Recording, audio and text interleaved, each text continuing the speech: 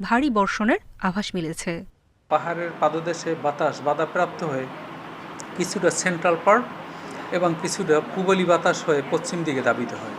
সুতরাং এই ঠান্ডা বাতাসের সাথে পশ্চিম দিকের লু হাওয়ার সংমিশ্রণ হয়ে তাপমাত্রার কিছুটা অবনমন ঘটে। মে মাসের গড় বৃষ্টি 284 মিলিমিটার। 11 মে পর্যন্ত এই বৃষ্টি থাকলেও পরে আবার বাড়বে তাপমাত্রা। 16 মের পর বঙ্গোপসাগরে 1 থেকে 2টি নিম্নচাপের পূর্বাভাস রয়েছে। ঘূর্ণিঝড় হোক আর নিম্নচাপ হোক, সে 15 তারিখের মধ্যে আপাতত হওয়ার সম্ভাবনা কম। তবে হলেও এই মাসের 15 তারিখের পরে থেকে মে মাসের মধ্যে হওয়ার সম্ভাবনা আছে বঙ্গোপসাগরে।